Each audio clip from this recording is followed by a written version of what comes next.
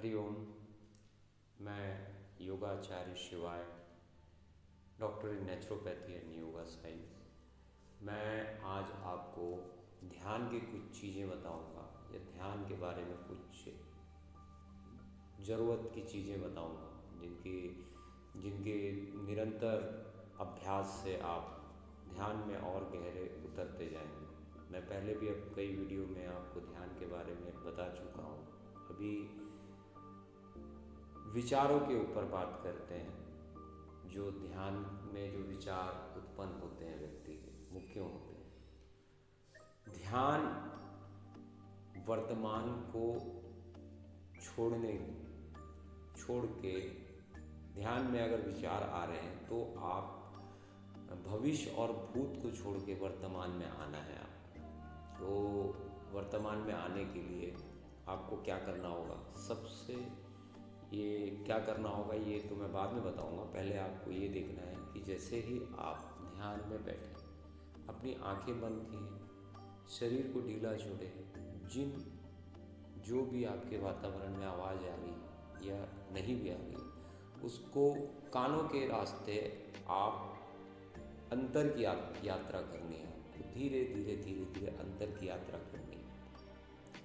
विचार या तो आपको भूत दिखाएंगे या तो आपको भविष्य दिखाएंगे, या उन बातों को बताएंगे जो बातें हो चुकी हैं, या उन बातों को बताएंगे जो होने वाली है, अभी तक हुई नहीं है। वर्तमान में आप ध्यान की स्थिति में हैं।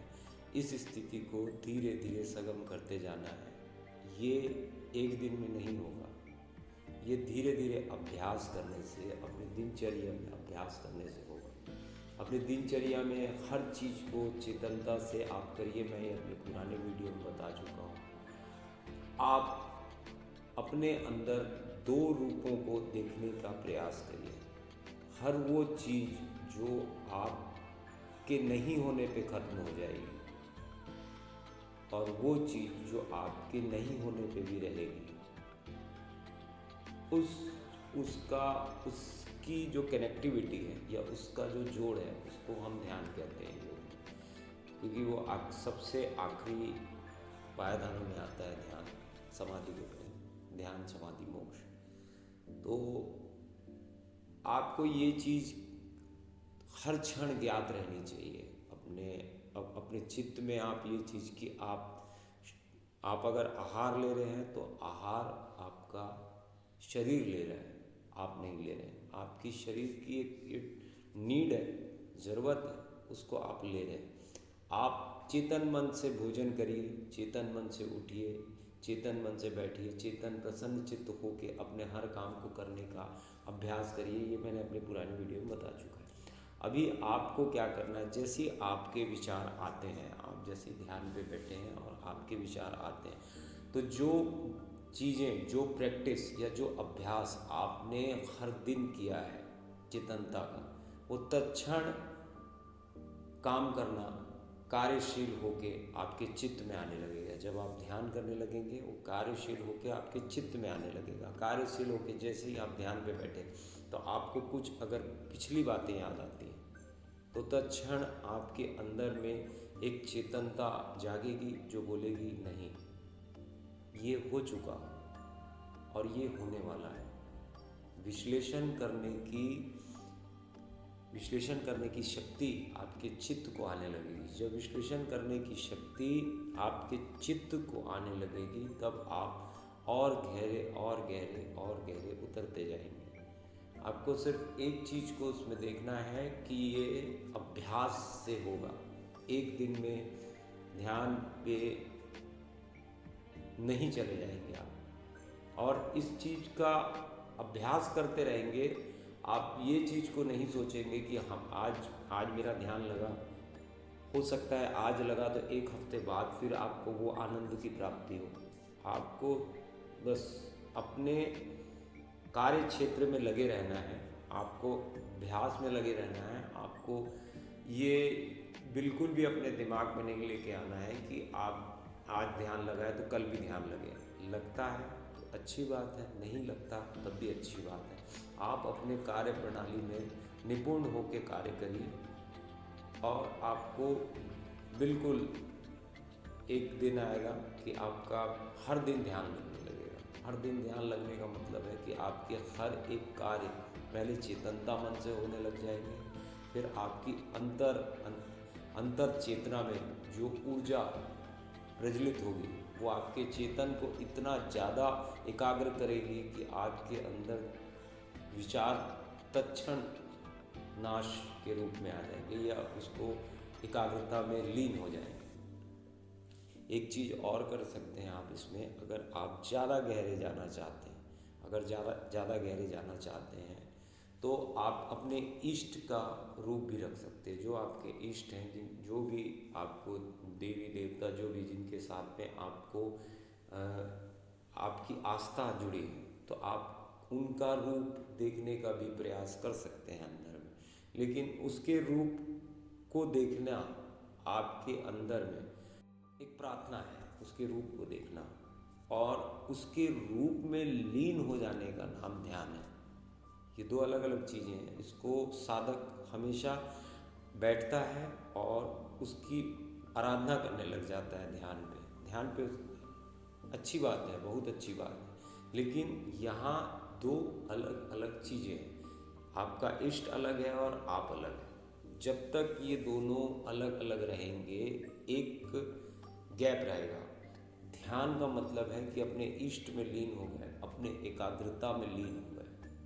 आप अपनी एकाग्रता में लीन हो गए, आप अपने आप को ही देखिए अब अपने इष्ट पे, तब आप ध्यान पे और गहरे और गहरे और गहरे उतरते जाएंगे। आपकी चेतना और आपके इष्ट के बीच में अगर गैप होगा तो स्वाभाविक सी बात है कि उसमें विचार आएंगे, आते ही हैं। अगर आप किसी भी चीज़ को अगर जोड़ के रखे हैं तो इस पे बहुत कम गुंजाइश है किसी चीज़ को आना या किसी चीज़ का घर बनाना। अगर इसको थोड़ा सा अगर छोड़ दिया जाए तो इसको ऐसे रूप में देख के आप अभ्यास करते रहें। अभ्यासी की कभी हार नहीं होती। अभ्यास योग में एक चीज़ है, निरंतर अभ्यास करते जाएंगे। जैसे जिस हिसाब से साधक आसन में परिपक्व होता है उसी भांति वो ध्यान में भी परिपक्व होता है। ध्यान के लक्षण बता देता हूँ आपको कि आप चेतन मन से उठेंगे। अगर आप ध्यान पे गहरे जा रहे हैं तो इसका कैसा पता लगाएं कि आप ध्यान में गहरे जा रहे हैं। चेतन मन से उठेंगे आप और व्यर्थ की चीज़ों में रुचि कम होती जाती है। व्यर्थ की चीज़ों में साधक की रुचि कम होती जाती है। जो साधना में जो लीन होता है, जो व्यक्ति जो साधक लीन होता है साधना में या ध्यान में, उसकी रुचि कम होते जाती है। बाहर की व्यर्थ की चीज़ों पे वो अपनी ऊर्जा व्यतीत नहीं करता, वो अपनी ऊर्जा को अंदर में ही उसको रूपांतरित करते करते अपने ही चित्त में लगाने की कोशिश करता है और अपने चित्त में ही गहरे उतरता जाता है।